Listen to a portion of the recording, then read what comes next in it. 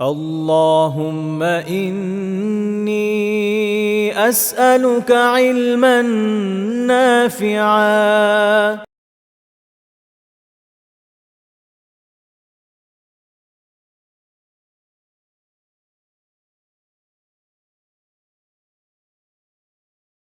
إن الحمد لله نحمده ونستعينه ونصلي على رسوله الكريم وعلى آله وصحبه أجمعين أما بعد সবাইকে স্বাগত জানাচ্ছি আমাদের নববী আদর্শের আজকের দার্সে। আজকে আমার গলাও ভাঙা আছে আর শরীরটা বেশ খারাপ, হয়তো খুব বেশিক্ষণ আপনাদের পড়াবো না আজকে। তো চলুন শুরু করি, এই জন্য একটু দ্রুত শুরু করার চেষ্টা করছি। তো আমরা আলোচনা করছিলাম বেদুইনদের সাথে রাসূলুল্লাহ সাল্লাল্লাহু আলাইহি ওয়াসাল্লামের যে আচরণ, তিনি তাদের সাথে কেমন আচরণ করেছেন সেটা নিয়ে। এটাকে আমরা 4টা পয়েন্ট আলোচনা করেছি। আজকে 5ম পয়েন্ট থেকে আলোচনা শুরু করব। সেটা হচ্ছে যে বেদুইনদের তিনি অসময়ের প্রশ্নেরও সবর করে উত্তর দিতেন। রাসূলুল্লাহ সাল্লাল্লাহু আলাইহি ওয়াসাল্লামের কিছু বিশেষ আদাব ছিল। এটা শুধু আল্লাহ রাসূলের ক্ষেত্রেই না, কিছু তো আল্লাহ রাসূল সাল্লাল্লাহু আলাইহি ওয়াসাল্লামের খাস আদাব আছে। এমনিতেও আমাদের ডে টু ডে লাইফে যারা সম্মানিত ব্যক্তিবর্গ থাকেন তাদের সাথে কিছু আদাব রক্ষা করে চলতে হয়। যারা ওলামা আছেন তাদের সাথে কিছু আদাব রক্ষা করে চলতে হয়। যারা বড় তাদের সাথে কিছু আদাব রক্ষা করে চলতে হয়। তো বেদুইনদের বিষয়ে যেমন আমি এর আগে আলোচনা করেছি যে তাদের মধ্যে এই সিভিক সেন্সগুলোর অভাব ছিল। তো তারা এমন সময় এসে এমন প্রশ্ন করতেন যেটা সাধারণত অন্যান্য সাহাবীরা করতেন না। আমাদের ক্ষেত্রে যেটা হয় যে বিভিন্ন সময় আমরা দেখি যে যারা আলহামদুলিল্লাহ বিভিন্ন ক্ষেত্রে দিন নির্দেশ করছেন, তাদের কেমন কোনো ব্যক্তি হয়তো ফোন দিলেন বা প্রশ্ন করলেন, কিন্তু তিনি এমন অবস্থান থেকে হয়তো জানতে চাচ্ছেন যে তার এই বিষয়ের জ্ঞান নেই, এই বিষয়ের আদাব জানা নেই। এখন মানুষ মাত্রে তো ভুল হতে পারে, সেটা আলাদা কথা।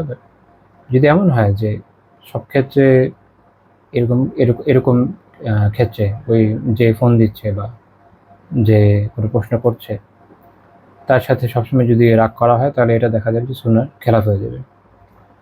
কেননা রাসূলুল্লাহ সাল্লাল্লাহু আলাইহি ওয়াসাল্লামের জীবনে আমরা দেখি যে তিনি বেদুইনদের অসময়ে করা বিভিন্ন প্রশ্ন সেগুলোর উত্তর দিয়েছেন। দেখা গিয়েছে যে তারা, আমি এই বিষয়ে অনেকগুলো রেওয়ায়েত আছে, আমি জাস্ট একটা উল্লেখ করবো। তারা অনেক সময় যেটা হয়েছে যে তারা রাসূলুল্লাহ সাল্লাল্লাহু আলাইহি ওয়াসাল্লামের বাসার বাইরে থেকেও হাঁকডাক করে ডাকাডাকি করেছে, যেটা আল্লাহ রাসূলের শানের সাথে একদমই যায় না। কিন্তু রাসূলুল্লাহ সাল্লাল্লাহু আলাইহি ওয়াসাল্লাম এই সকল ক্ষেত্রে সবর করেছেন। সহিহ বুখারীর একদম শুরুতে 59 নম্বর হাদিসে একটা হাদিস আছে। আবু হুরায়রা রাদিয়াল্লাহু আনহু বলেন যে বাইনামান নবী সাল্লাল্লাহু আলাইহি ওয়াসাল্লাম ফি মাজলিসিন ইউহাদ্দিসুল কওম, নবী সাল্লাল্লাহু আলাইহি ওয়াসাল্লাম একদিন আমাদের মাঝে এক মাজলিসে ছিলেন, তিনি একদল লোকের উদ্দেশ্যে কথা বলছেন। তো এখন একটা আলোচনায় কিন্তু তিনি অলরেডি আছেন। তখন এটা একটা আদব যে কেউ যখন কোনো কথা বলে তাকে কথা বলতে দেওয়া, তার মাঝখানে কথা না বলা, বরং তার আলোচনা যখন শেষ হবে এরপরে কোনো প্রশ্ন থাকলে, কিছু জানতে চাইলে এরপরে করা। কিন্তু যেহেতু ওনাদের মধ্যে মরুভূমিতে এই অভ্যাসটা এতভাবে ছিল না, একজন বেদুইন সাহাবীর ক্ষেত্রে আবু হুরায়রা রাদিয়াল্লাহু আনহু বলছেন যে জাআহু আরাবিয়্যুন, ওই সময় একজন বেদুইন এসেছে। ফাকালা মাতা সাআ, এসে জিজ্ঞেস করেছেন যে কিয়ামত কখন হবে। তো যখন আমরা কথা বলি, যে কেউ আলোচনা করে না কেন, আমি কেন আপনারাও করেন বা যে কেউ করুক না কেন, আলোচনা করার মাঝখানে যখন কেউ ছেদ টানে, এমন কোনো প্রসঙ্গ উত্থাপন করে বা এমনভাবে কোনো প্রশ্ন করে, মানুষের মনোযোগ বিঘ্নিত হয় এবং মানুষ যে কথা বলতে চাচ্ছে ওই কথাটা অনেক সময় ভুলে যায়, খেয়ে হারিয়ে ফেলে। এটা একটা আদব যে আলোচনা শেষ করার পরে প্রশ্ন করা বা কথা বলা। তো স্বাভাবিক যে এটা রাসূলুল্লাহ সাল্লাল্লাহু আলাইহি ওয়াসাল্লাম কিছুটা হলে বিরক্ত করেছে। তো আল্লাহ রাসূল সাল্লাল্লাহু আলাইহি ওয়াসাল্লাম তাৎক্ষণিক তার দিকে ভ্রুক্ষেপ করেন নাই। আবু হুরায়রা রাদিয়াল্লাহু আনহু বলছেন ফামাদা রাসূলুল্লাহ সাল্লাল্লাহু আলাইহি ওয়াসাল্লাম ইহাদ্দিসু, রাসূলুল্লাহ সাল্লাল্লাহু আলাইহি ওয়াসাল্লাম কথা বলতে থাকলেন। ফাকালা বা'দু কওমি সামি'a মা ক্বাল ফাকারিহা। তো এখন যারা উপস্থিত সাহাবীরা ছিলেন, ওনারা কেউ এটা নিয়ে আলোচনা করছেন যে আল্লাহ রাসূল হয়তো শুনে থাকবেন, তবে কথাটা তো পছন্দ করেন নাই, প্রশ্নটাই পছন্দ করেন নাই, উত্তর দিচ্ছেন না।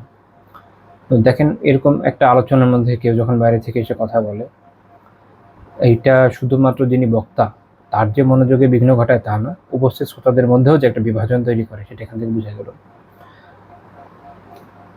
তখন আবার আরেক দল বলেন যে বাল্লাম ইয়াসমা, হয়তো তিনি শোনেনি নাই। রাসূলুল্লাহ সাল্লাল্লাহু আলাইহি ওয়াসাল্লাম তার আলোচনা চালিয়ে যাচ্ছে। এখানে আর একটা আদাব আপনাদের বলি।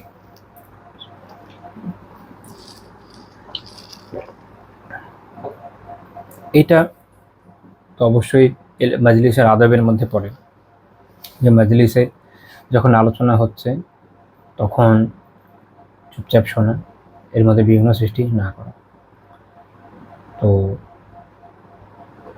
কখনো কখনো এরকম আমরা দেখি, মাঝে মাঝে বিভিন্ন আছে না ভাইরাল ভিডিও চলে আসে আজকাল ফিডে, তো সেখানে দেখা যায় হয়তো কেউ মাজলিসে কোনো কথা বলেছেন, কেউ একটু নাড়াচাড়া করেছে, যিনি বক্তা হন তিনি আর আগে পারেন একটা লাফি দেন, তো অত্যন্ত ক্ষুব্ধ হয়ে যান। এখন কথায় ছেদ পড়তে পারে, এটা অস্বাভাবিক না, স্বাভাবিক, কিন্তু এরপরে যে রিয়াকশন, এটা যদি 8-10টা সাধারণ মানুষের মতো হয় তাহলে আলেম আর জালেমের পার্থক্য থাকবে কীভাবে? রাসূলুল্লাহ সাল্লাল্লাহু আলাইহি ওয়াসাল্লামের যে আদর্শ, যেটা আমরা এখানে দেখি,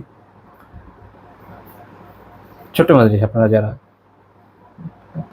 অনলাইনে কখনো দেখেছেন আগে, মসজিদুন নববীর যে স্ট্রাকচার আগে খুব বড় না, সাধারণত মসজিদগুলোতে ওরকম হাজার হাজার লাখ লাখ লোক তো হতো না। তো যে কয়জনই হোক না কেন, কেউ যে গুনগুন করছে বা ফিসফিস হচ্ছে, আল্লাহ রাসূলকে দেখেছেন, কিন্তু তিনি তার কথা চালিয়ে গিয়েছেন হাত্তা ইযা কাদা হাদিসাহ, এবং তিনি তার কথা শেষ করেছেন। তো একটা দুটো কথা বলেছেন, ওনারা চুপ হয়ে গেছে। তো মানুষের প্রয়োজন থাকতে পারে কোনো বিষয়ে আলোচনার মাঝখানে, যখন আপনি কথা বলছেন, এই কথা থেকে কারো মনে কোনো প্রশ্ন আসতে পারে, সে পাশের জনকে বলতে পারে এটা কি এরকমই কিনা, এরকম ছোটোখাটো দুটো কথা হতে পারে। যদি ওখানে কেউ হট্টগোল শুরু না করে দেয় তাহলে এটা আসলে খুব খারাপ ব্যাপার না, যেটা কারণত রাগান্বিত হতে হবে, উল্টাপাল্টা কথা বলতে হবে, আমি এখনই চলে যাবো মজলিস ছেড়ে, বা কে করেছে এগুলো, এটা ধরো, এরকম বিভিন্ন ধরনের কথাবার্তা বলে, এগুলো খুবই দুঃখজনক ব্যবহার।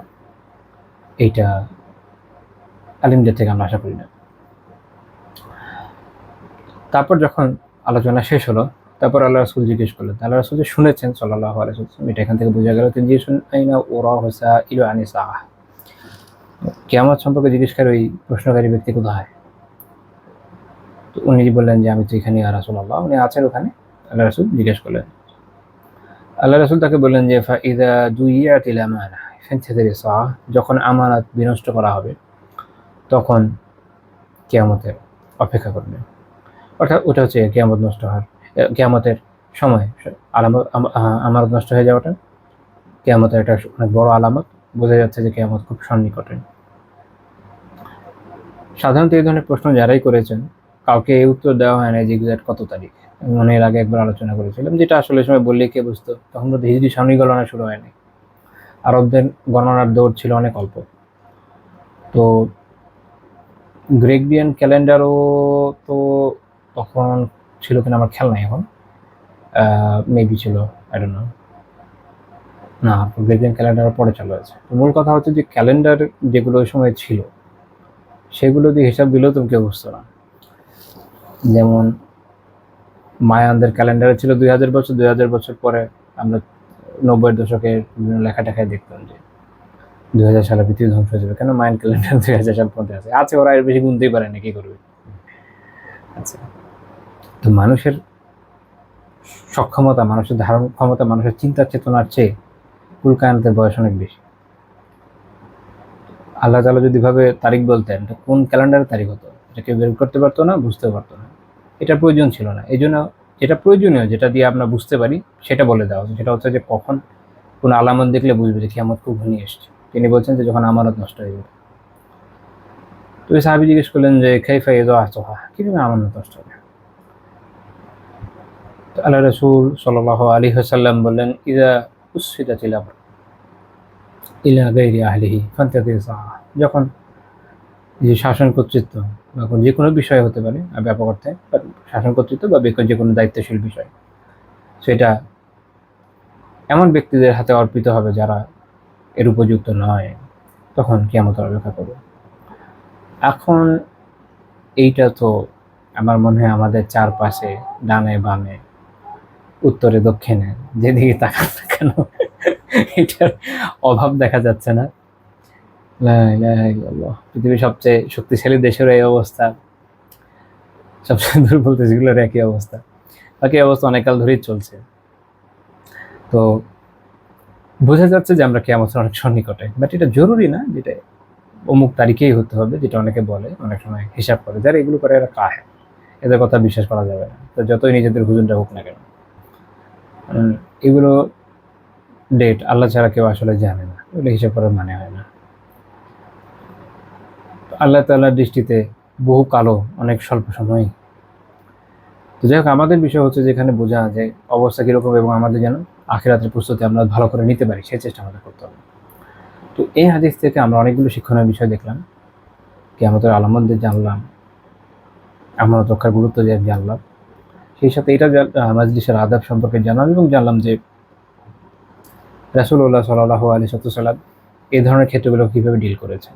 হতে পারে কেউ যে এসে প্রশ্ন করলো এরকম, আসলে আমরা যদি এখনকার ভাষায় বলি তো স্মার্টনেস হচ্ছে এটা যে আপনি কীভাবে সিচুয়েশনকে হ্যান্ডেল করতে পারেন, কীভাবে সিচুয়েশন ডিল করতে পারেন।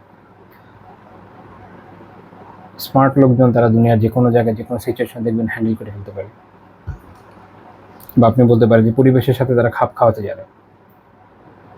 তো রাসূলুল্লাহ সাল্লাল্লাহু আলাইহি ওয়াসাল্লামের মধ্যে তো এই বৈশিষ্ট্য অবশ্যই আমাদের, ইভেন আমাদের যে ধারণা, আমরা যেটা মনে করি যে এটা এরকম হলে একদম ব্যক্তি হবে স্মার্ট হবে, তার থেকে অনেক উচ্চ পর্যায়ে ছিল। যেহেতু পূর্ণতার বা কামালিয়াতের, সৃষ্টিগুলোর মধ্যে পূর্ণতা বা কামালিয়াতের সর্বোত্তম গুণাবলী ওনার মধ্যে বিকশিত হয়েছে। তো ওনার থেকে আমাদের শিখতে হবে বিষয়টা যে আমরা এরকম ক্ষেত্রগুলোতে কীভাবে ডিল করব। তো দেখা যাবে যে কোথাও আমরা কথা বলছি, হয়তো গ্রামের বাড়ি বেড়াতে গিয়েছি বা কোথাও কথাবার্তা বলছি, ওখানে আমার অনেক ভাই বা বোনরা চলে আসতে পারেন, হুট করে কোনো একটা কথা বলে ফেলতে পারেন। ওটা আমাদের ঠান্ডা মাথায় ডিল করতে হবে যে কীভাবে ওনার এই সমস্যাটাকে, সমস্যা বলবো না, আমরা এটাকে বলি একটা সিচুয়েশন। এই যে একটা সিচুয়েশন আছে, এই সিচুয়েশনটাকে আমরা কীভাবে ডিল করবো। It's not a problem at all, it's a situation. এই সিচুয়েশনটা আমাদের ডিল করতে শিখতে হবে যে ওকে হয়েছে, পরিস্থিতিটা কেমনভাবে ডিল করতে হবে যেন সেও বিব্রত না হয়, ওনারাও ক্ষুব্ধ না হয় এবং এখানে কোনো ঝগড়াঝাটি তৈরি না হয়ে যায়, যেটা আমাদের দেশে আমরা অনেক ক্ষেত্রে বিভিন্ন মাজলিসে দেখি, একটা ঝগড়াঝাটি পর্যায়ে চলে যায় অনেক সময়, সেটা যেন না হয়।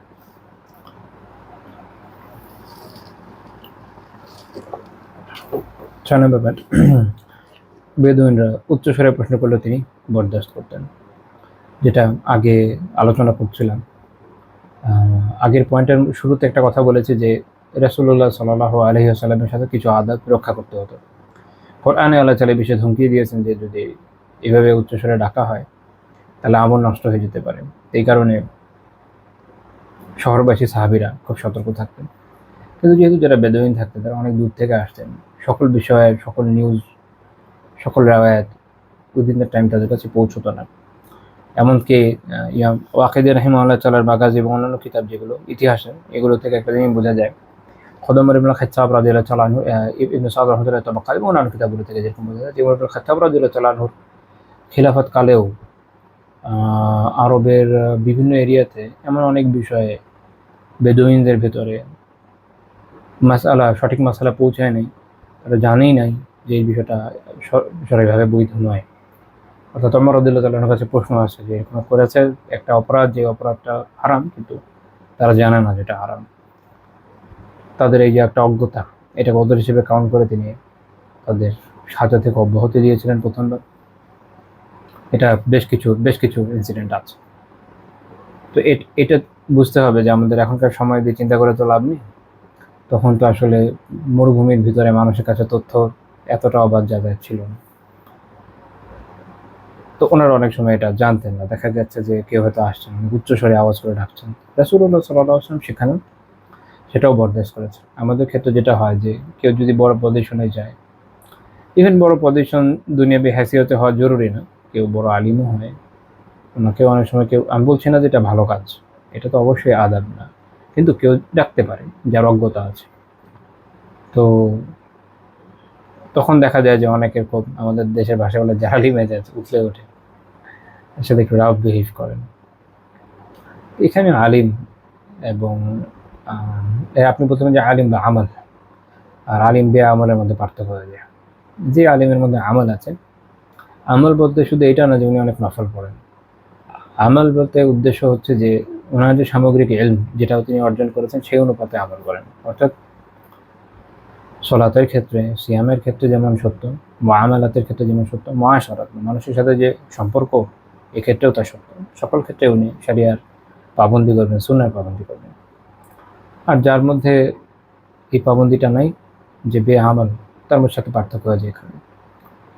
তা আমাদের করণীয় হচ্ছে যেরকম ক্ষেত্রে হতে পারে কেউ ডাক দিল, হয়তো তার এটা আদবটা জানা নেই, কোনো সমস্যা নেই। মানুষ অনেক সময় ভালোবেসেও এই কাজ করে। যেমন আমি আমার নিজের কথা বলতে পারি যে যেহেতু অনেক সময় এরকম হয়, অনেকে হয়তো ডাকছেন যে এই হুজুর আমি এভাবে আসলে একটা সময় আমার একটু অড লাগতো, বলে ভগতের সাথে আসলে বলে কেউ তা খেপে বলে না। সবসময় ডাকার সুযোগ আছে, সবসময় কাছে গিয়ে ডাকা যায়, সবসময় তো ডাকা যায় না। কিছুদিন আগে একটা মার্কেটে এক পরিচিত দোকানদার, সে অনেক দূর থেকে, মানে কয়েক দোকান পরে তার দোকান সামনে থেকে হেঁটে আসছে, আমি সবজি কিনছিলাম, এসে আমার সবজির ব্যাগ নিয়ে তার দোকানে চলে গেছে। তো তার পিছিয়ে পিছিয়ে পরে আমার যাওয়া লাগলো। আচ্ছা, আবার কখনো কখনো হয়তো কেউ দূর থেকে ডাক দিচ্ছে, হতে পারে, কারণ তার এই বিষয়ে নলেজ নেই যে একজন এখানে তলেবুল ইলমের সাথে, আমি তো আর আলিম না, তলেবুল ইলম সাধারণ একজন, তার সাথে কী ধরনের আদব রাখা উচিত, বা একজন তিনি ভাইয়ের সাথে কী ধরনের আদব রাখা উচিত, কাউকে এইভাবে ডাকা এমনিতেও ভালো কাজ না। তো যাই হোক,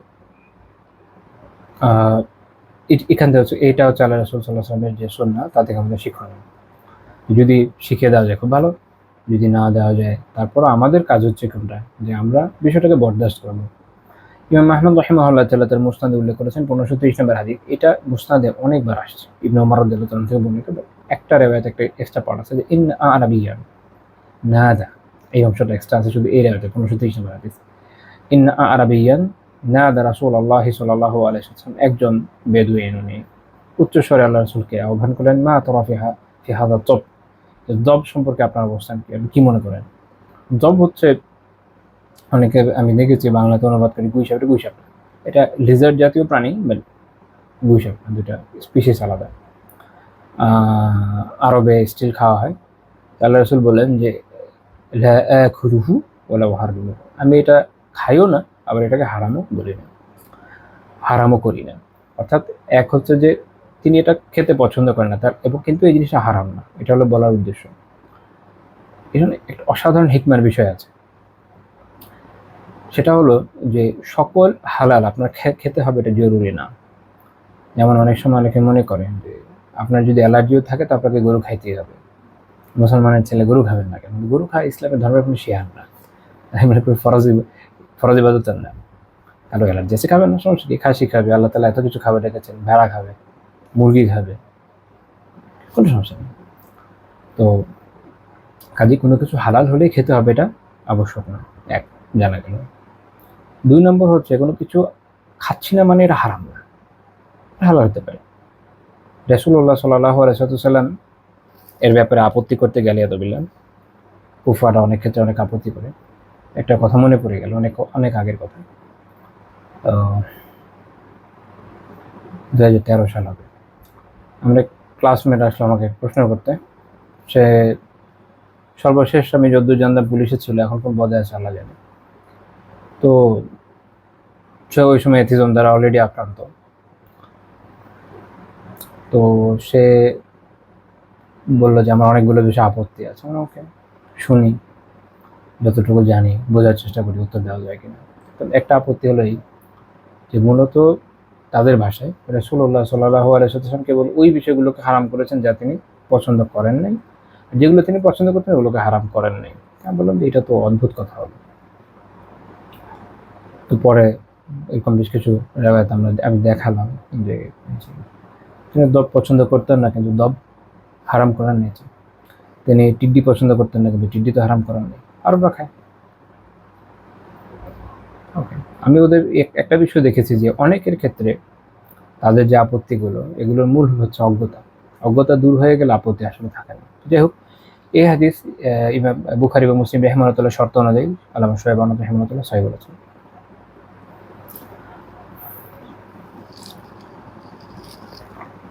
পরে পাঠা তাদেরকে তাদের উপযোগী উদাহরণ দিয়ে বোঝাতেন। রাসূলুল্লাহ সাল্লাল্লাহু আলাইহি ওয়াসাল্লামের জীবনে আপনার এই উদাহরণটা, এই রকম ঘটনা বারবার দেখবেন সিরাত পড়তে গেলে, যে যেই অঞ্চলের মানুষের সাথে যেভাবে কথা বলা দরকার, যেভাবে ডিল করা দরকার, তিনি সেভাবে করতেন।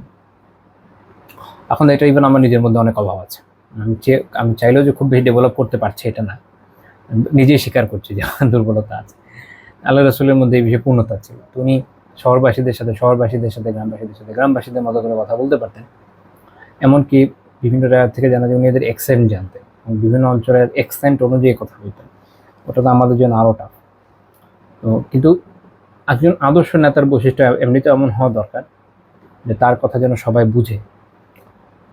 আর রাসূলুল্লাহ সাল্লাল্লাহু আলাইহি ওয়াসাল্লাম তো সর্বশেষ রাসূল, কাজেই তার দাওয়া যেহেতু সকলের কাছে যাবে, তার ভাষাভাষী সকল মানুষকে যেন তিনি অ্যাড্রেস করতে পারবেন, এটা খুব জরুরি, যেন সেটা পারেন। তো আল্লাহ তাআলা তাকে এই বৈশিষ্ট্য দিয়েছিলেন। তো তিনি বেদুইনদের ক্ষেত্রে দেখা যেত যে তাদের উপযোগী উদাহরণই প্রদান করতেন, যেটা তারা বুঝতো। খুব বেশি তাত্ত্বিক, খুব ক্রিটিক্যাল উদাহরণ দিয়ে লাভ নেই। আপনি যদি গ্রামের লোকদের সাথে অনেক তাত্ত্বিক ক্রিটিক্যাল উদাহরণ দেন, লাভ নেই। ইভেন কিছুদিন আগে আমি আমার এক আত্মীয়র বাসায় গেলাম, তো ওখানে কে যেন কিছু প্রশ্ন করলো। তখন আপনাদের সাথে যদি ওই প্রশ্নের আমি উত্তর দিয়ে হয়তো একটু টাফ হয়ে যাবে, ডিফারেন্টলি আলোচনা করি। ওখানে আমি বুঝতে পারলাম যেভাবে আসলে আলোচনা করতে লাভ নাই, যত সহজ ভাষায় যত অল্প কথা উত্তর দিয়ে দেওয়া যায়। এবং আরও বেশ কিছু কি বলবো, এই বিষয়ের আরও বেশ কিছু প্রস এন্ড কনস আছে, যাই হোক ওটা আমরা ওদিকে এখন আর না যাই। তো এখান থেকে মূল বিষয় হচ্ছে এটা যে মানুষকে তাদের আকল অনুযায়ী অ্যাড্রেস করা জরুরি, তারা যেটা নিতে সক্ষম। এটা শরীয়তের একটা খুব গুরুত্বপূর্ণ মূলনীতি। এই জন্য ইলমে দ্বীনের অনেকগুলো তবকা, স্তর আছে। একদম আম মানুষের একটা, তলবুল ইলমদের একটা, আলিমদের মধ্যে ভাগ হবে এভাবে। তো সহিহ বুখারীর 6847 নম্বর হাদিসে আছে, আবু হুরায়রা রাদিয়াল্লাহু তাআলা আনহু বলছেন যে আন্না রাসূলুল্লাহ সাল্লাল্লাহু আলাইহি ওয়াসাল্লাম জাআহু আরাবিয়্যুন, রাসূলুল্লাহ সাল্লাল্লাহু আলাইহি ওয়াসাল্লামের কাছে একজন বেদুইন আসলেন। ফাকালা ইয়া রাসূলুল্লাহ, তিনি বললেন ইয়া রাসূলুল্লাহ ইন্না ইমরাআতি ওয়ালাদাত গুলামা আসওয়াদা, আমার স্ত্রী একটা কালো ছেলে জন্ম দিয়েছে। তাই প্রশ্নের মূল কথা হচ্ছে এরকম না, আমিও কালো না, আমার বউ কালো না, এটা কোথায় কালো হলো? তো এখন তাকে আপনি যদি জেনেটিক্স বুঝান, লাভ আছে। শরিয়ার এটাও একটা গুরুত্বপূর্ণ দিক, সেটা হচ্ছে কোরআনের আয়াত এবং হাদিসের যেগুলো ব্যাপক বিষয়, যেগুলো ওই সময়ের সাথেই শুধু সম্পৃক্ত না, সবসময় চলবে, এই ধরনের কথাগুলোর স্টেটমেন্ট অনেক ক্ষেত্রে একটু ভেগ হয়। ভেগ হয় বলতে ওই জামানায় লোকজন যখন সেটা পড়েছে বা শুনেছে, তারা তাদের নিজেদের সময় অনুপাতে বুঝেছে। যখন আমরা আমাদের সময় এসে পড়ি, আমাদের সময় এসে বুঝি, আমরা আলহামদুলিল্লাহ আমাদের সময় অনুপাতে বুঝি। যেমন এই হাদিসেই রাসূলুল্লাহ সাল্লাল্লাহু আলাইহি ওয়াসাল্লাম যে বিষয়টা বলেছেন, এটা আলটিমেটলি মানুষের যে বংশতত্ত্ব বা জিন তত্ত্ব আরও যা যা আছে এই বিষয়ে, এটার সাথে রিলেটেবল। যখন ভুলেও গেছি, অনেক আগে পড়েছিলাম। এটা একটা করা যায়, ম্যাথ করা যায়, যে বংশধারা থেকে কিভাবে আরেকজনের কাছে বৈশিষ্ট্যগুলো যায়। এটা করেছিলাম, ভুলে গেছি। যাই হোক, তো এখন ওই সময় যদি এগুলো আলোচনা করা হতো, স্বাভাবিক যে মানুষ বুঝতো না। ওই সময় যদি অ্যাডভান্স অ্যাস্ট্রোনমি নিয়ে আলোচনা করা হতো, মানুষ বুঝতে পারতো না। এমনিতেই যতটুকু বলা আছে তাই তো মানতে পারে না। আর মানুষের সুপ্রাচীন ধারণা ছিল এগুলো, ওই সময় মানুষের সুপ্রাচীন ধারণা ছিল, কুল কায়নাত অনন্তকাল ধরে ছিল, আছে, থাকবে, যেটা গ্রিকদের ধারণা ছিল। বিশেষ করে আয়োনিয়ান দার্শনিকদের মনে হয় এত ছিল না, এটা মেবি আপনার অ্যাথেন্স বা এখানকার দার্শনিকদের ধারণাটা বেশি ছিল, যেটা পরে অন্যান্য জায়গায় ছড়িয়েছে। পৃথিবীর বয়স নিয়ে উইয়ার্ড ধারণা ছিল, যেটা বাইবেলে আছে। ইসলাম কিন্তু এগুলো নিয়ে কোনো কথাই বলে না, প্রয়োজন নেই। মানে ওই সময় যদি হিসাব দেওয়া হয়তো মানুষ বুঝতো না। ওই সময় যদি বাইবেল বলে 10,000 বছর ধরে দুনিয়া আছে, তো ওই সময় মানুষের কাছে অনেক মানুষ, 10,000 তো অনেক সময়। এখন এসে যদি বলো না ভাই 500 কোটি বছর আগে দুনিয়া সৃষ্টি হয়েছে, মাথা খারাপ হয়ে যাবে। কিন্তু অরিজিনাল নলেজ যেটাই হোক না কেন, ওইটা ওই সময় বলা মানুষের জন্য উপযোগী ছিল না, তা জ্ঞানের উপযোগী না। তো এটা ইসলামের একটা পার্সপেক্টিভ এরকম, যে সবার কাছে সব কিছুভাবে ডিসক্লোজ করা হয় না, কারণ সবাই সবার সেটা নিতে পারে না। আপনার নেওয়ার যোগ্যতা থাকা জরুরি। কারণ আপনার পাত্রে আপনি যাই ঢালেন না কেন, পাত্র যদি ফুটো হয় লাভ নেই। আবার অনেক সময় হয় যে ভুল পাত্রে জিনিস রাখলে খাবার নষ্ট হয়ে যেতে পারে। তো যত ভালো জ্ঞানী হোক না কেন সঠিক পাত্রে রাখা জরুরি। ইসলাম এই বিষয়টা খেয়াল রাখে। এটা শুধুমাত্র এই সাহাবীর ঘটনাতে আসবে এরকম না, আমাদের ব্যক্তি জীবনেও এটা জরুরি। আমরা অনেক সময় যে কোনো আল্লাহর বান্দাকে যে কোনো কথা বলে বসে থাকি, এটাতে কারো ইমানের 12টা বাজে, কারো আমলের 12টা বাজে। আমার এক বন্ধু একবার এক প্রশ্ন করতে আমাকে নক করলো দেশের বাইরে থেকে। সে অনেকদিন কথা নেই, হঠাৎ করে নক করছে। নক কি অবস্থা? সে প্র্যাকটিসিং মানুষ, মাশাআল্লাহ, আলহামদুলিল্লাহ। আমি কলেজ লাইফ থেকে জানি সে প্র্যাকটিসিং, এমনিতে তার কোনো সমস্যা নেই। তার সাথে আরেক প্র্যাকটিসিং ভদ্রলোক কথায় কথায় এমন এক কথা বলেছে যে বেচারা ইমানে টানাটানি পড়েছে এই বয়সে এসে। পরে তার সাথে কথাবার্তা বললাম, আলহামদুলিল্লাহ, আল্লাহ তাআলার মেহেরবানি, অনেকটা শান্ত হলো। তো এই জন্য আপনাকে সবসময় খেয়াল রাখতে হবে যে আপনি কাকে অ্যাড্রেস করছেন, সে এটা নেওয়ার যোগ্য কিনা। তো রাসূলুল্লাহ তাকে বললেন যে হাল লাকা মিন ইবিল, তোমার কি উট আছে? উটের উদাহরণ দেওয়া তাকে বোঝানোর জন্য সবচেয়ে সহজ বিষয়, কারণ বেদুইনরা উটের মধ্যেই থাকে। তো তিনি বলেন নাম, হ্যাঁ আছে। আল্লাহ রাসূল বললেন মা আলওয়ানুহা, এগুলো রং কি? তিনি বললেন হামর, এগুলো তো লাল। তো রাসূলুল্লাহ সাল্লাল্লাহু আলাইহি ওয়াসাল্লাম জিজ্ঞেস করলেন ফিহা মিন আওরাক, এর মধ্যে ছাই রঙা উট আছে? তো তিনি বললেন নাম, হ্যাঁ আছে। তো আল্লাহ রাসূল জিজ্ঞেস করলেন ফাআন্না কানা যালিক, তিনি নিজে উত্তর না দিয়ে তার থেকে উত্তরটা বের করে নিয়ে আসছেন। এটা আদর্শ শিক্ষকের বৈশিষ্ট্য, যে ওটা কোথায় গেল। তো উনি তখন নিজেই বলছেন ওরাহুম এরা কন্যা যা, তার মনে হয় কোনো অ্যানসেস্টার থেকে এটা পেয়ে থাকবে। এমনিতে আবিধানিক অনুবাদ করি নাই, এটা প্রায়োগিক অনুবাদ করেছি। আচ্ছা, তো আল্লাহ রাসূলও তখন বললেন যে ফালা আল্লাহ ইবনাক হাদা নাযাওয়া, হয়তো তোমার এই সন্তান, তোমার এই ছেলেও কোনো পূর্বপুরুষের বৈশিষ্ট্য নিয়ে এসছে। এখন ওনার চোখের সামনে যে উদাহরণ আছে সেটা দিয়ে বোঝানো হচ্ছে, ফলে সেই সাহাবী এটা খুব সহজে বুঝেছে। এটা হচ্ছে এক ইসলামের সৌন্দর্য, যে আপনি জ্ঞানকে স্তরভেদের মাধ্যমে মানুষকে শেখাতে পারেন স্টেপ বাই স্টেপ। এই জন্য যারা একটু অল্প ক্লাস পর্যন্ত পড়ে তারা একটা অ্যামাউন্ট পড়ে, তারা যারা মিডিয়াম ইন্টারমিডিয়েট লেভেলে পড়ে তারা একটু বেশি জানে, অ্যাডভান্স পড়ে তারা আরও বেশি জানে। এমনকি ফিকার কিতাব এভাবে বিন্যস্ত করা হয়, একটা বেনিফিট আছে। মানুষ হিউম্যান সাইকোলজির সাথে এটা একটা রিলেশন আছে। অনেক সময় মনে করে যে কেন আমরা শুরুতেই হাদিসের বড় বড় কিতাব পড়ি না, এর অনেক কারণ আছে। মাথা ওলায় যায় মানুষ, এগুলোকে কোরিলেট করতে পারে না, কনফিউশনে পড়ে যায়। স্টেপ বাই স্টেপ তাদের রুচ, ইলমের ক্ষেত্রেও স্টেপ আছে, দিনের প্রচারের ক্ষেত্রে স্টেপ আছে ইত্যাদি। অন্য আলোচ্য বিষয়, বাট জাস্ট ফায়দার জন্য, কিছু উপকারের জন্য বলে দেওয়া। আমাদের শিক্ষণীয় বিষয় হচ্ছে আমরা যখন কাউকে বোঝাবো, আমরা ইনশাআল্লাহ তাআলা যথাযথ তাদের তারা যেমন বোঝে সে অনুযায়ী সহজ উদাহরণে বোঝানোর চেষ্টা করব, এবং অতটুকুই বলবো যেটা বেচারারা নিতে পারে। তারপরে পয়েন্ট 8 নম্বর পয়েন্ট, যে তিনি তাদের সাথে সহজভাবে মিশতেন। রাসূলুল্লাহ সাল্লাল্লাহু আলাইহি ওয়াসাল্লামের বৈশিষ্ট্য ছিল যে তিনি সবার সাথে সহজভাবে মিশতেন। আমরা অনেকে যে কারোর সাথে সহজভাবে মিশতে পারি না। যদি শহুরে লোকজন হয়, অনেকে নিজের ক্লাস এত বেশি মেনটেন করেন যে ক্লাসের লোকদের বাইরে তো তাকে বসানো খুব টাফ, আবার শহরের লোকজন গ্রামের লোকজনের সাথে বসা খুব টাফ। আল্লাহ রাসূলের এই বৈশিষ্ট্য ছিল না। রাসূলুল্লাহ সাল্লাল্লাহু আলাইহি ওয়াসাল্লাম এর মজলিসে মুহাজিরাও থাকতেন, আনসাররাও থাকতেন, বাইরে বেদুইন সাহাবীরা এসে বসে যেতেন। খুব সহজ সরল ব্যাপার ছিল। উনি সবার মাঝে এমনভাবে থাকতেন যে অনেক সময় বাইরে থেকে কেউ এলে চিনতে পারতো না যে কে। জিজ্ঞেস করার পর, সহিহ মুসলিমের হাদিস আছে যেখানে জিজ্ঞেস করার পরে সাহাবীরা দেখে দিচ্ছেন উনি। এটা হচ্ছে রাসূলুল্লাহ সাল্লাল্লাহু আলাইহি ওয়াসাল্লামের সরল অনাড়ম্বর জীবনযাপন। আল্লাহ আলাম যে অনেক বেশি জাঁকজমকের মাধ্যমে আসলে কতটা কি হয় আমার জানা নাই। আমি এটা বুঝি যে মানুষের অন্তরের ভালোবাসা অথবা মানুষের অন্তরে শ্রদ্ধা মিশ্রিত ভয়, উভয়টাই আসলে যদি ভালো হয়, খারাপ না, যদি ভালোটা হয় আসলে আল্লাহ তাআলার তরফ থেকে আসে।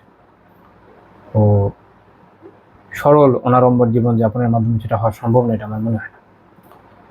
কারণ এই বিষয়ে সর্বোত্তম আদর্শ রাসূলুল্লাহ সাল্লাল্লাহু আলাইহি ওয়াসাল্লাম তিনি করেছেন, পরবর্তী আইমায়ে কিরাম করেছেন, আমাদের ইমামরা যেভাবে জীবনযাপন করেছেন। কেউ আলহামদুলিল্লাহ অনেক সামর্থ্যবান ছিলেন, এভাবে চলেছেন, বাট সবাই না।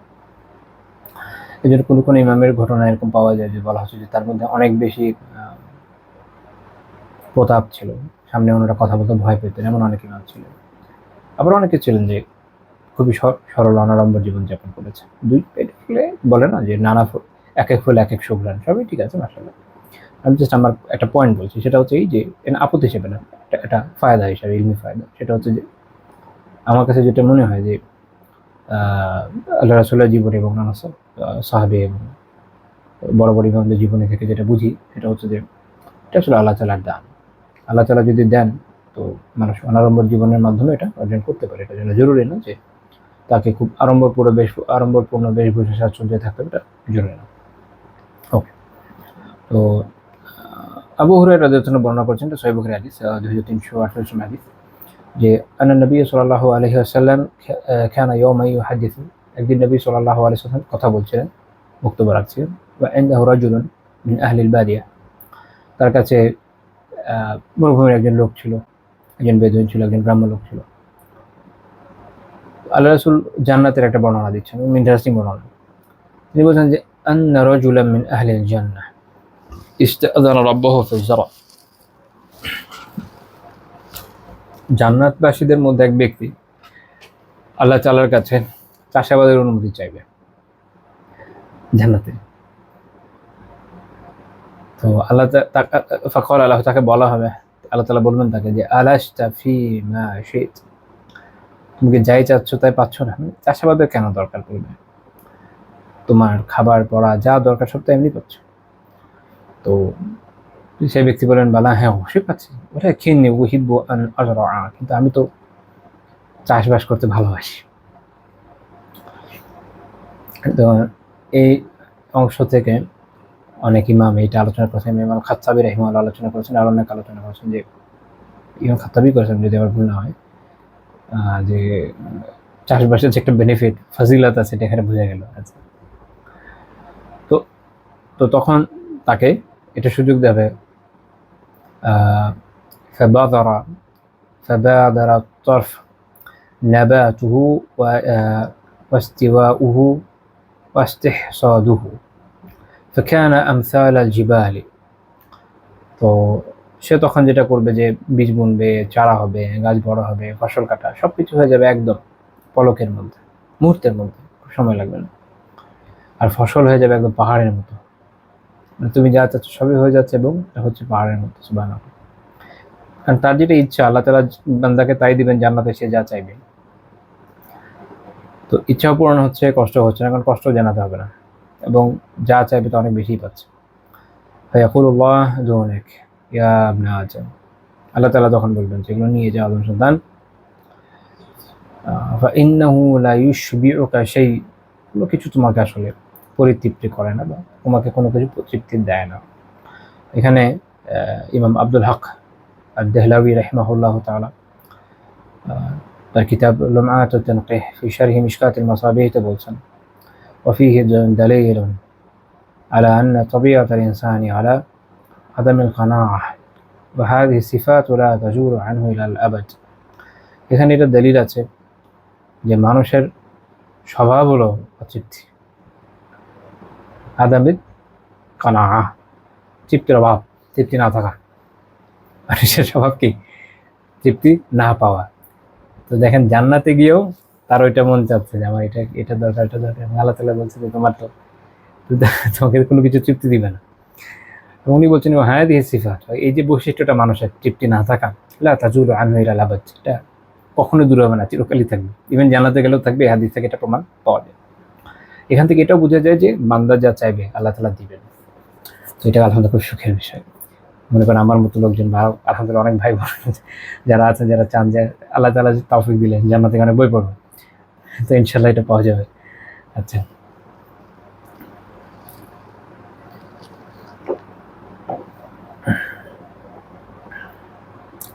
তো তখন একজন বেদুইন সাহাবী, যিনি ওই যে সাহাবীর কথা বলা হয়েছিল জন্য ছিলেন, তিনি বললেন যে ওয়াল্লাহি, আল্লাহর কসম, লা তাজিদুহু ইল্লা কুরাইশা আও আনসারিয়া, আল্লাহর কসম এই লোক এটা এরকম লোক আপনি কুরাইশা আনসারদের মধ্যে পাবেন। ফাইনহাম আসহাবু যারা, কারণ এরা হচ্ছে কৃষিজীবী।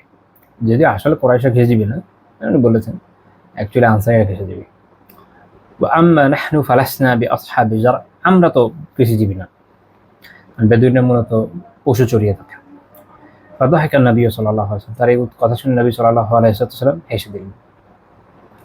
তো আমরা এখানে রাসূলুল্লাহ সাল্লাল্লাহু আলাইহি ওয়াসাল্লামের এই বৈশিষ্ট্যটা পাই যে তিনি সবার সাথে কত অবলীলায় বসতেন। যখন রাবি বলছেন, আবু হুরায়রা রাদিয়াল্লাহু তাআলা বলছেন, ওয়া ইনদাহু রাজুল মিন আহলিল বারিয়া, তার কাছে ছিল একজন বেদুইন লোক। তো এখান থেকে আমরা যেটা দেখলাম যে তার কাছে, তার নৈকটে এই ধরনের লোক বসছেন। আল্লাহ রাসূল সাল্লাল্লাহু আলাইহি ওয়াসাল্লাম এটাকে খুব সহজভাবে নিয়েছেন, উনি এখানে কোনো পার্থক্য সূচিত করেন নাই। এবং অন্যান্য সাহাবীদের ক্ষেত্রে আমরা দরিদ্রদের ক্ষেত্রেও দেখেছি, সেটা বিলাল রাদিয়াল্লাহু তাআলা আনহু বা সালমান রাদিয়াল্লাহু তাআলা আনহু হোক, উনি কারোর সাথে এ ধরনের কোনো বৈষম্য করেননি। সুবহানাল্লাহ, এটা আল্লাহ রাসূলের অসাধারণ একটা বিষয়। এবং আমরা এর আগে আলোচনা করেছি যে তিনি যারা অভিজাত ব্যক্তি তাদেরকে তাদের মর্যাদা দিতেন, দরিদ্রদের প্রতি তার যে স্নেহ মমতা সেটাও দিতেন। এতে যে অভিজাত সে অভিজাতই থাকতো, যে দরিদ্র এমন হতো না যে তাকে রাতারাতি ধনী বানিয়ে দেওয়া হতো, কিন্তু মানুষ হিসেবে তাদের সমতা সবসময় থাকতো। সেটা কীরকম? যেমন ধরেন, আপনি যদি মসজিদে চিন্তা করেন, মসজিদে কাতার এমনভাবে হচ্ছে যে হয়তো দেশের সবচেয়ে ধনী এবং সবচেয়ে গরিব যদি শরিয়া অনুযায়ী হয়, কেউ কোনো জায়গা সংরক্ষণ না করে, কারণ আমাদের দেশে যেরকম আছে না, জায়গার আবার অনেক জায়গায় রক্ষা করে, কিন্তু সঠিক নয়। তো ধরেন এটা যদি না হয়, তো হয়তো একজন গরিব রিক্সা চালক এলাকার সবচেয়ে ধনী লোকটা বা দেশের সবচেয়ে ধনী লোকটার পাশে দাঁড়িয়ে দেবে, অবলীলায় তারা সালাত আদায় করবে কাঁধে কাঁধ লাগিয়ে। তো এতে উভয়ের যে সাম্য এটা থাকবে। আর যে অভিজাত সে অভিজাতই আছে, যে দরিদ্র সে দরিদ্রই আছে, কিন্তু এই উভয়ের যে সাম্য এটা প্রতিষ্ঠিত হয়ে যায় মতো, কৃত্রিমতা নেই, বাস্তবিক পদক্ষেপের মাধ্যমে এটা হয়। আচ্ছা, তারপরের পয়েন্ট হচ্ছে যে তিনি সত্যবাদী মুজাহিদ বেদুইন যারা তাদের প্রশংসা করতেন। এই বিষয়ে বেশ কিছু ঘটনা আছে, আমরা একটা দেখি। সাদাত বিন হাদ রাদিয়াল্লাহু আনহু বলেন, আন্না রাজুলাম মিনাল আরাবি জাআ ইলা নবী সাল্লাল্লাহু আলাইহি ওয়াসাল্লাম ফাআমানা বিহি ওয়াত্তাবাহ। একজন বেদুইন নবী সাল্লাল্লাহু আলাইহি ওয়াসাল্লামের কাছে এসে ইসলাম গ্রহণ করলেন, ঈমান আনলেন, ইসলাম গ্রহণ করলেন, তার অনুসরণ করলেন। সুম্মা ক্বালা, পর বলেন, উহাজিরু মাআকা, তো তিনি বলেন যে আমি আপনার সাথে হিজরত করব। তিনি হিজরত করলেন। নবী সাল্লাল্লাহু আলাইহি ওয়াসাল্লাম কিছু সাহাবীকে এই বেদুইন সাহাবীর বিষয়ে দায়িত্ব দিলেন। ফালাম্মা কানাত গাজওয়াতুন গানিমা নবী সাল্লাল্লাহু আলাইহি ওয়াসাল্লাম সাবিয়ান ফাকাসামা ওয়া কাসামা লাহু। তো কোনো এক যুদ্ধে, কোনো এক গাজওয়ায় নবী সাল্লাল্লাহু আলাইহি ওয়াসাল্লামের কাছে কিছু বন্দী আসলো গানিমা হিসাবে, তো এদের বন্টন করা হলো, তাকেও দেওয়া হলো। ফাআতা আসহাবাহু মা কাসামা লাহু, তার জন্য যা অংশ ছিল সেটা তাকে দেওয়া হলো, সাহাবীরা তাকে দিলেন। ওয়াকানা ইয়ারআ যহরাহুম ফালাম্মা জাআ দাফাউহু ইলাইহি ফাকালা মা হাযা। তিনি অন্যান্য সাহাবীদের উট চড়ানোর দায়িত্ব পালন করছিলেন। তো তিনি যখন এগুলো পেলেন, বললেন যে এগুলো কি? তো সাহাবীরা বললেন যে কাসামাহুল্লাহা নবী সাল্লাল্লাহু আলাইহি ওয়াসাল্লাম, এটা ওই বন্টনকৃত অংশ যেটা নবী সাল্লাল্লাহু আলাইহি ওয়াসাল্লাম তোমার জন্য বন্টন করেছেন। ফাআখাযাহু ফাজাআ বিহি ইলা নবী সাল্লাল্লাহু আলাইহি ওয়াসাল্লাম, তো তিনি এটা নিয়ে নবী সাল্লাল্লাহু আলাইহি ওয়াসাল্লামের কাছে আসলেন। ক্বালা মা হাযা, জিজ্ঞেস করলেন যেটা এটা কি? নবী সাল্লাল্লাহু আলাইহি ওয়াসাল্লাম বললেন যে কাসামতুহু লাক, এটা আমি তোমাকে এই অংশ দিয়েছি। ক্বালা মা আলা হাযা ইত্তাবাতুক, এটার জন্য আমি আপনার অনুসরণ করিনি। এটা সরাসরিভাবে বৈধ, অবভিয়াসলি বৈধ, এটা মুজাহিদিনদের হক। কিন্তু ওনার কথা হচ্ছে যে আমি এটার জন্য আপনার অনুগমন করিনি। ওয়ালাকিন্নী ইত্তাবাতুকা আলা আন উরমা ইলা হাহুনা ওয়া আশারা ইলা হালকাহ। তো তিনি বলছেন যে বিসাহমিন, তিনি বলছেন যে আমি এই জন্য আপনার সাথে অনুসরণ করছি, আপনার সাথে জিহাদে আসছি, যে যেন একটা তীর এসে আমার হালক, আমার যে কণ্ঠনালী, এটা বিদ্ধ করে। ফাআবুতা ফাআদখুলাল জান্নাহ, ফলে আমি মারা গিয়ে জান্নাতে প্রবেশ করলাম। জান্নাতের জন্য উনি এত উতলা, দুনিয়াগত সম্পদ দিয়ে আমি কী করবো, আমি তো বাঁচতেই চাই না, এরকম একটা ওনার টেন্ডেন্সি।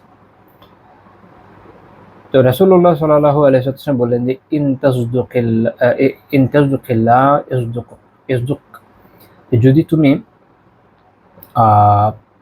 আল্লাহ তাআলাকে বিশ্বাস করো, ঠিকমতো সত্যায়ন করে থাকো, তবে আল্লাহ তাআলা তোমার এই আশাকে সত্য করে দেখাবেন, এটা হবে। তো কিছু সময় গেল, তো কোনো একবার কুফারদের সাথে যখন জিহাদ হচ্ছে, তখন ঠিক ওনার ওই জায়গাতেই তীর লেগে উনি শহীদ হয়ে গেলেন, যেটা উনি দেখিয়েছিলেন। তাকে দেখে আল্লাহ রাসূল বললেন যে আহু আহুয়া, একে সে। সাহাবী বললেন হ্যাঁ। আল্লাহ রাসূল বলেন যে সাদাকাল্লাহ ফাসাদাকা, সে আল্লাহ তাআলাকে সত্যায়ন করেছে সঠিকভাবে, আল্লাহ তাকে সত্যায়ন করেছেন, অর্থাৎ সে যেটা চেয়েছে আল্লাহ তাআলা ওটা দিয়েছেন। তারপর নবী সাল্লাল্লাহু আলাইহি ওয়াসাল্লাম নিজের জুব্বা দিয়ে তাকে কাফন দিলেন, এরপর তাকে কবরস্থ করে তিনি তার উপরে জানাজা ফাসাল্লা আলাইহি, তার জন্য দোয়া করলেন। ফাকানা ফিহা যাহরা মিন সালাতি, তিনি তার এই দোয়ায় বললেন আল্লাহুম্মা হাযা আবদুকা খারাজা মুহাজিরান ফি সাবিলিক, মানে হে আল্লাহ, আপনি আপনার বান্দা যে মুহাজির হয়ে আপনার রাস্তায় অর্থাৎ জিহাদের জন্য বের হয়েছিল, কুতিলা শাহীদান, সে শহীদ হয়ে মারা গিয়েছে, মানে শাহিদুন আলা যালিক, এই বিষয়ে আমি তার সাক্ষ্য। তো এই হাদিস ইমাম নাসাই রাহিমাহুল্লাহ তাআলা তার সুনানে উল্লেখ করেছেন 1953 নম্বর হাদিস। শেখ আলবানী রাহিমাহুল্লাহ তাআলা সহিহুত তারগিবে 1336 নম্বর হাদিস হিসেবে এটাকে সহিহ বলেছেন। তো এখানে আমরা দেখলাম যে এই সাহাবী যে সত্যবাদিতা, আল্লাহ তাআলা একে সত্যায়ন করেছেন। তো আসলে বান্দা যখন সত্যবাদী হয়, আল্লাহর সাথে সৎ হয়, আল্লাহ তাআলা তার ওয়াদা পূরণ করেন, আল্লাহ তাআলা তার কামনাকে পূরণ করেন। আর অনেক সময় আমরা লিপ সার্ভিস দিই, মুখে বলি বটে, কিন্তু আসলে অন্তরে অত দৃঢ় বিশ্বাস আমাদের থাকে না, ফলে দেখা যায় যে আল্লাহ তাআলা একে সত্যায়ন করেন না। আমরা নিজেদের সাথে নিজেরই হয়তো সৎ নই, সেটা তো সময়ে বোঝা যায়। আচ্ছা, তো এখান থেকে এটাও দেখেন যে রাসূলুল্লাহ সাল্লাল্লাহু আলাইহি ওয়াসাল্লাম তার সকল ধরনের সাহাবীর ক্রেডিটকে সবসময় স্বীকার করেছেন এবং তার জন্য দোয়া করেছেন, তাদের জন্য খায়ের চেয়েছেন আল্লাহর কাছে, তাদেরকে উত্তম ওসিয়ত করেছেন। তো সেই সাহাবী মুহাজির হোক, সেই সাহাবী আনসার হোক, সেই সাহাবী অন্য কোনো গোত্র থেকে আসুক, বা সেই সাহাবী বেদুইন হোক না কেন, আল্লাহ রাসূল কোনো পার্থক্য করেন নাই। এখন আমাদের মধ্যে তো একটা টেন্ডেন্সি আমরা খুব বেশি দেখি, সেটা হচ্ছে যে কেউ একটু বলা যেতে পারে একটু উঁচু ঘরানার লোকটোক হলে, এমনি অবস্থানে হতে পারে, পারিবারিক অবস্থান হতে পারে, যে কোনো ক্ষেত্রে হোক, মানুষ আমাদের এলাকার ভাষা বলে একটু বেশি তুলো করে, হ্যাঁ মুক্ত এই করেছে সেই করেছে, কিন্তু কেউ যদি এমন না হয়, অনেক সময় মানুষ তাকে ভাবে মূল্যায়ন করতে চায় না। কিন্তু রাসূলুল্লাহ সাল্লাল্লাহু আলাইহি ওয়াসাল্লাম এটা সুন্নাহ না, তিনি আমাদেরকে এটাই শিখিয়েছেন, তিনি নিজে এটা অ্যাপ্লাই করেছেন যে ব্যক্তির আমল এটাকে দেওয়া হয়েছে গুরুত্ব বেশি। একটা হচ্ছে সামাজিক স্ট্যাটাস, একটা ব্যক্তি কই আছে, এটার অনেক কিছুতেই প্রভাব রাখে, ঠিক আছে, কিন্তু যখন আমলের বিষয় আসে, আমলে তো ব্যক্তির আমলই গুরুত্বপূর্ণ, আমলে ব্যক্তির আমলই গুরুত্বপূর্ণ। সেইখানে যদি স্ট্যাটাস কারো থাকে, ওইটা ওই স্ট্যাটাস ওই ব্যক্তিকে এগিয়ে নিতে পারবে না যার আমল তাকে এগিয়ে নিতে ব্যর্থ হয়েছে।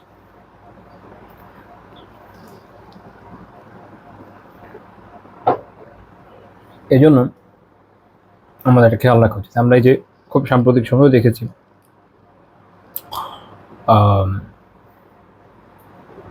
যেমন ধরেন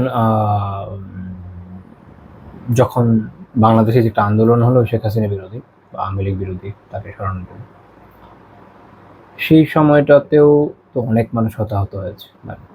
আমার অবজারভেশন যদি ভুল না হয়, শহরের যারা একটু একটু এলিট ক্লাসে নামি দামি জায়গার লোকজন, এদের মধ্যে যারা হতাহত হয়েছে তাদের নাতি খেতে একটু বেশি। বাইরে থেকে কয়েকজনের কথা আসে, বাট অ্যাকচুয়ালি তো মারা গিয়েছে অনেকজন, হতাহত অনেক, আহত অনেক হয়েছে। কিন্তু যারা একটু প্রান্তিক, তাদের আলোচনাটা কিন্তু অ্যাকচুয়ালি অনেক দুর্বল। দেখা তো দরকার হচ্ছে মানুষের কাজ, কে কতটুকু সাহসিকতা দেখিয়েছে, কতটা দৃঢ়তা দেখিয়েছে। আর ওটা যদি আমরা না বুঝতে পারি, আমাদেরই ক্ষতি।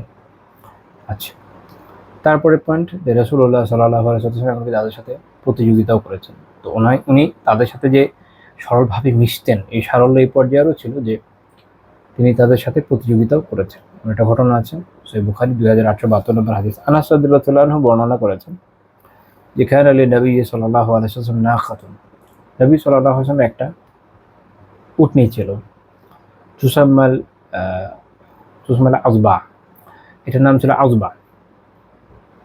লা তুসবাকু, কোনো উটনী বা উট এটার আগে যেতে পারতো না, অর্থাৎ এটা খুবই দ্রুতগতির একটা উটনী ছিল। তো একদিন একজন বেদুইন আসলেন, আরবিয়ন আলা কুউদিন, তিনি তার উটে চড়ে আসলেন, ফাসাবাকাহা, তো এই বেদুইন সাহাবীর যে উটনী, তার যে উটটা সেটা আউজবাকে পিছিয়ে এগিয়ে গেল। فشق ذلك على المسلمين حتى عرفوا। তো এত মুসলিমদের মনে কষ্ট হয়ে গেল, মুসলিমদের মনে কষ্ট হয়ে গেল, খুব কষ্ট পেয়ে গেলেন। তাহলে আল্লাহ রাসূল সাল্লাল্লাহু আলাইহি ওয়াসাল্লামের আউজবা পিছিয়ে গেছে আর একটা উটে এগিয়ে গেছে, তাদের মনে একটা পেইন। এমনকি আল্লাহ রাসূল বিষয়টা বুঝলেন, ফকাল, তিনি বললেন, হাক্কুন আলাল্লাহি আল্লাহ ইয়ারতাফিআ শাইউম মিনাদ দুনিয়া ইল্লা ওয়াদাহ। আল্লাহ তাআলার নিয়ম হচ্ছে এইটা যে দুনিয়ায় কোনো কিছু যদি উত্থান হয় এটা পতন হয়, দুনিয়া যেটা উত্থান হয় এটা কি হয়, পতন হয়। এটাই আল্লাহ তাআলার নিয়ম এবং আল্লাহ তাআলার এটাই নির্মাণ। এবং এটা আছে দেখে মানুষ সতর্ক হয়, সাবধান হয়। সেটা শুধু মানুষ না, প্রাণীর ক্ষেত্রেও সত্য। যার উত্থান আছে তার পতনও আছে। এখানে আমাদের শিক্ষণীয় বিষয় আছে। আপনি এখানে আরেকটা ইন্টারেস্টিং বিষয় দেখেন যে খুব সাধারণ একটা দুনিয়াবি বিষয় আপনি মনে করতে পারেন, দুইটা উট একটার সাথে প্রতিযোগিতা করছে, একটা এগিয়ে গেছে। এইখান থেকে এই যে একটা আখিরাতমুখী একটা চিন্তা, নিজেদের নশ্বরতা সম্পর্কিত একটা চিন্তা, আল্লাহমুখী একটা চিন্তা, এবং নিজেদের যে আমরা যে তুচ্ছ সেটার যে একটা চিন্তা, সেটা কিন্তু রাসূলুল্লাহ সাল্লাল্লাহু আলাইহি ওয়াসাল্লাম সবার সামনে উত্থাপন করলেন। এটা হচ্ছে খুব গুরুত্বপূর্ণ বিষয় যে যাদের তাল্লুক মা আল্লাহ থাকে, আল্লাহ আযজা ওয়া জাল্লার সাথে তাল্লুক, সম্পর্ক থাকে, সুদৃঢ় সম্পর্ক থাকে, সুদৃঢ় বন্ধন থাকে, নিতান্ত হাসি ঠাট্টা খুশির বিষয় যেগুলো হালাল, হারাম তো অবশ্যই না, তারা তো ওগুলোতে যাবেই না। আর যেগুলো হালাল, যেখানে সাধারণ ধরনের মজা তামাশা হচ্ছে, যেগুলো হালাল, বা এমন কোনো হালাল আনন্দের মধ্যে হয়তো তারা খেলছে যেটা হালাল, এরকম অবস্থাতেও তাদের অন্তর আল্লাহ তাআলা থেকে বিচ্ছিন্ন হয় না। এরকম অবস্থাতেও তাদের অন্তর আল্লাহ তাআলা থেকে বিচ্ছিন্ন হয় না, বরং এমন সম্পর্ক যাদের আল্লাহ তাআলার সাথে আছে, এমন দৃঢ়তা সম্পর্ক যাদের আল্লাহ তাআলার সাথে আছে, তারা এইরকম অবস্থাও, যেখানে ৮-১০টা মানুষ গাফলাতের মধ্যে পড়ে যায়, এরকম অবস্থাতেও তারা আল্লাহকে স্মরণ করেন। এবং এইরকম সিচুয়েশনেও তারা এমন কোনো ফায়দা খুঁজে বের করেন যেটা থেকে আমাদের মধ্যে আল্লাহ তাআলার ভালোবাসা বা আল্লাহ তাআলার ভীতি বা আল্লাহ তাআলার অনুভূতি, তাকওয়া, আল্লাহ তাআলার উপস্থিতির অনুভব, এই ধরনের সব অনুভূতিগুলো উৎসরিত হয়। কোনো কোনো আলিমের লেখাতেও আপনারা পাবেন, ধরেন ইবনুল কাইয়িম রাহিমাহুল্লাহ তাআলার লেখা, ইবনু তাইমিয়া রাহিমাহুল্লাহ তাআলার লেখা, এগুলো খুব বেশি পাওয়া যায়। কিন্তু বাস্তব জীবনের উদাহরণে আমরা যখন আসি, এটাই বলছি যে যাদের আলহামদুলিল্লাহ এরকম সুসম্পর্ক আল্লাহ তাআলার সাথে থাকে, তারা সব অবস্থায় আল্লাহ তাআলাকে কি করে, অনুভব করে। আল্লাহ তাআলাকে তারা ভুলে যায় না। এটা খুবই গুরুত্বপূর্ণ বিষয়। আল্লাহ তাআলা এই মাকাম আমাকে এবং আপনাদেরকেও দান করেন। আমি মনে রাখেন, বান্দা যখন এরকম মাকামে পৌঁছাবে, তখনই আসলে একমাত্র সম্ভব যে সে দুনিয়ার যাবতীয় পাপ থেকেও দূরে থাকবে এবং দুনিয়াকে তার কাছে তুচ্ছই মনে হবে, কারণ সে তো আসলে আখিরাতমুখী। এমন ব্যক্তি অ্যাকচুয়ালি আখিরাতে চলে গেছে। আমাদের দেশে একটা কথা আছে না, যে 2 পা কবরে চলে গেছে বা 1 পা কবরে চলে গেছে। আমাদের সবারই আসলে 1 পা সবসময় কবরেই থাকে, কারণ কেউই জানি না কখন মারা যাবে। বা যারা আখিরাতমুখী ব্যক্তিত্ব, তারা দুনিয়াতে এমনিও থাকছে না। দুনিয়াতে থাকার তাদের একটাই উদ্দেশ্য, সেটা হচ্ছে যত বেশি সময় থাকা যাবে তত বেশি নেক আমল নিয়ে যাওয়া যাবে। বিষয়টা অনেকটা এরকম যে আপনি যাকে অনেক মহাব্বত করেন, তার সাথে আপনার বহুদিন পর হবে দেখা। এখন আপনি তার জন্য কিছু তোহফা নিয়ে যেতে চান। এই তোহফা তার এমন কোনো উপকারে তো আসবে না, বাট আপনি নিয়ে যেতে চান। অথবা আপনি, ফর এক্সাম্পল, আপনি সাধারণ মানুষ, আপনার হয়তো দেশের বাদশাহের সাথে কোনো এক জীবনের পরিচয় ছিল, একটা মহব্বতের রিলেশন আছে, তো আপনি বহুকাল পরে তার সাথে যাবেন দেখা করতে। আপনার কাছে আপনি যার জন্য নিয়ে যেতে যাচ্ছেন গিফট, বাচ্চার আপনার গিফটের এমন কোনো প্রয়োজন নেই, বাট এটা হচ্ছে মহব্বতের পরিপ্রকাশ। যত বেশি নিয়ে যাবেন, যত বেশি নেবেন, নিজের মহব্বত প্রকাশ করতে পারবেন। বাচ্চা ওই বাচ্চা, সে অনেক মহব্বত করে।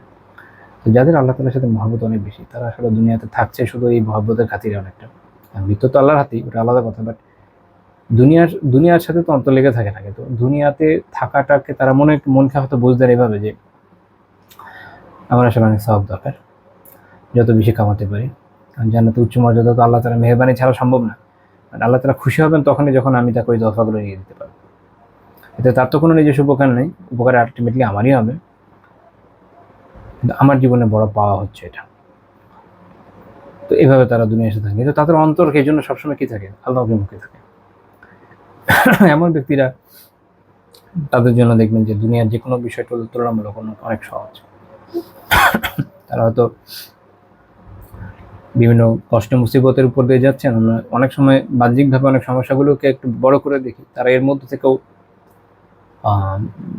কোনো না কোনো একটা ভালো ফায়দা খুঁজে বের করছেন। হিন্দিতে একটা কথা আছে, আপুদামে আফসার, এরকম খুঁজে পেয়ে যাচ্ছে। আচ্ছা বিপদ হচ্ছে, হ্যাঁ কষ্ট হচ্ছে, ইন্নালিল্লাহ করছেন, আল্লাহ তাআলার কাছে আসানির জন্য দোয়া করছেন, আবার এটাও মনে করছেন যে হ্যাঁ হয়তো আমি আজকে আমল করতে পারছি না, বাট আল্লাহ তাআলার মেহেরবানি আমি সবর করতে পেরেছি। আর আল্লাহ তাআলা তো সবরকারীদের সাথে আছেন, আল্লাহ তাআলা আমার সাথে আছেন, এটা অনেক বড় পাওয়া। এবং এটার এমন সওয়াবের ওয়াদা আল্লাহ তাআলা কোরআনে করেছেন বিগৈরি হিসাব, যেটা কোনো হিসাব থাকবে না। আল্লাহ তাআলা যখন বলছেন হিসাব থাকবে না, মানে হিসাব থাকবে না, এটা হিসাবের বাইরে,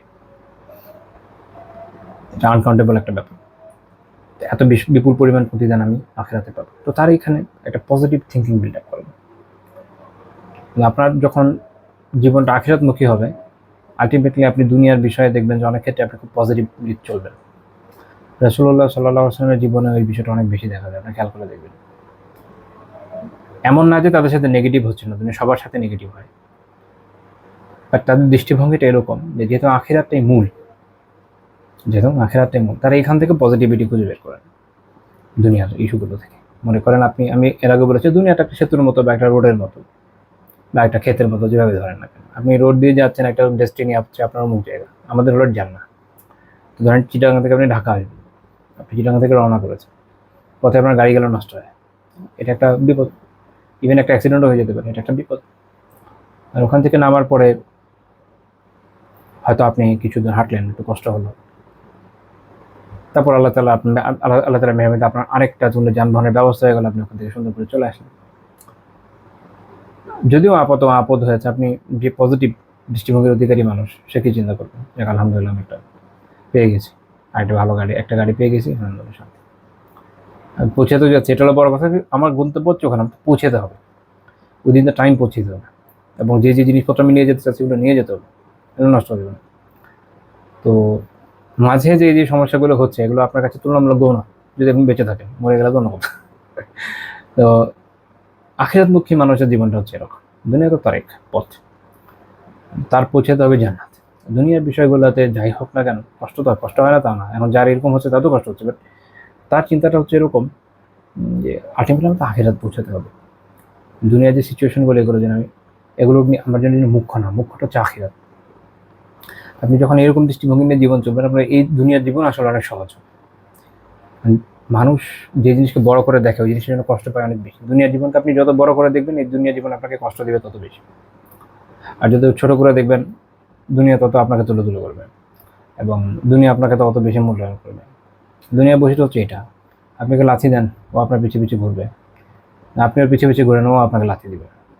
এ হচ্ছে দুনিয়ার বৈশিষ্ট্য। তো আজকে আমাদের আলোচনা এই পর্যন্ত থাকছে। সুবহানাকাল্লাহুম্মা ওয়া বিহামদিকা লা ইলাহা ইল্লা আনতা আস্তাগফিরুকা ওয়া আতুবু ইলাইক।